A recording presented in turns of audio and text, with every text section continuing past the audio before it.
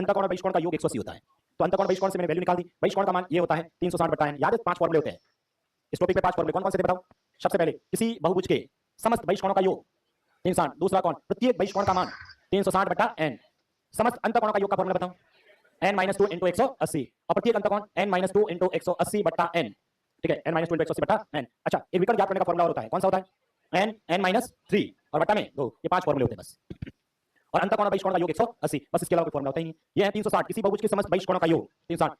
किसी समबहुभुज का प्रत्येक बहिष्कोण 360/n। किसी बहुभुज के समस्त अंतःकोणों का योग n-2 × 180। किसी समबहुभुज का प्रत्येक अंतःकोण n-2 × 180/n। किसी बहुभुज के विकर्णों की संख्या n-3/2। मान लो ऐसे प्रश्न आ जाए 10 भुजाओं वाले बहुभुज में विकर्णों की संख्या कितनी होती है? यहाँ रखते 10, 3 कम 7/2, 2 से ये 5, आंसर 35।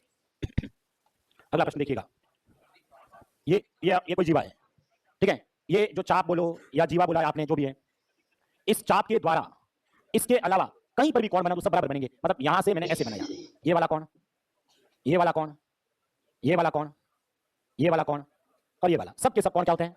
और यहां जो बनेगा, यहीं से यहां जो बनेगा वो क्या होता है? इसका डबल। इस चाप के द्वारा ये कोण और ये कोण सेम होना चाहिए। इसके 40 है तो ये भी कितना होगा? 40। बस थीटा का मान जोड़ दो सबको, आंसर आ जाए। 125 पीछे कितना बचा? 55। सही है क्या? सभी ने यही किया ना? अच्छा, आप मुझे बताएंगे ये 40 है तो ये कितना होगा? क्यों होगा ये बताओ? क्योंकि सर ये त्रिभुज है और त्रिभुज में ये और ये दोनों सेम है, तो किसी त्रिभुज की दो भुजाएं सेम है तो समकोण भी, इसलिए ये 40 है तो ये भी 40 होगा। सही है यहां तक? उसके बाद में ये भी पता है सबको, ये कितना होगा? ये हो जाएगा 100, क्योंकि त्रिभुज के तीनों कोणों का योग 180। और वृत्त के केंद्र पर बनने वाला कोण शेष प्रतीक बने कोण का दुगुना होता है। केंद्र पर डबल होता है ना, ठीक है। तो ये 100 है तो ये कितना होगा? 50। आंसर 50। किन किन का आया था 50 आंसर? 50 आंसर किन किन का है? 50 वाले तो गलत है। अरे हम ये बोल रहा हूं मैं कि केंद्र पर बनने वाला कोण शेष परिधि के बने कोण का डबल होता है, तो शेष परिधि के बने कोण का डबल होता है, ठीक है। अच्छा, ये 100 है तो ये कितना होगा? 80। 80 आंसर किन किन का था? 80 आंसर, 80 आंसर किन किन का था? कुछ ने बोले थे तो 80 भी गलत है। यहां चक्रीय चतुर्भुज बनाते हैं, बनाएंगे कैसे? इस टाइप से ऐसे बनाऊंगा। अच्छा, ये 100 है तो बताओ ये कितना होगा? अब ये चक्रीय चतुर्भुज चारों शीर्ष देखो वृत्त की परिधि पर, और चारों शीर्ष वृत्त की परिधि होंगे तो ये 50 होगा, तो ये कितना होगा? 130 डिग्री। आपका आंसर 130 सही है भाई। जिनका 130 था वो सही। किसका आया था 130? अरे समझ आया कि नहीं आया?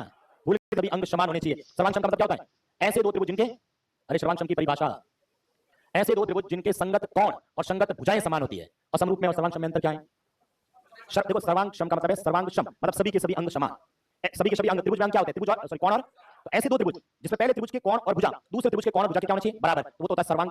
और एक होता है समरूप। समरूप मतलब रूप एक जैसा होना चाहिए, दिखने में एक जैसे होने चाहिए, लक्षण अलग अलग हो सकते हैं उनके, ठीक है। तो समरूप मतलब दिखने में एक जैसे, तो इसका मतलब हो गया समरूप की परिभाषा हो गई ऐसे दो त्रिभुज जिनकी संगत कोण वो क्या होने चाहिए? बराबर, और भुजाओं के अनुपात बराबर होने चाहिए, ठीक है। मतलब भुजाएं बराबर होना कोई जरूरी नहीं है। जैसे आप लोगों ने ये जो पढ़ा है ए ए ए, क्या सर्वांग होता है?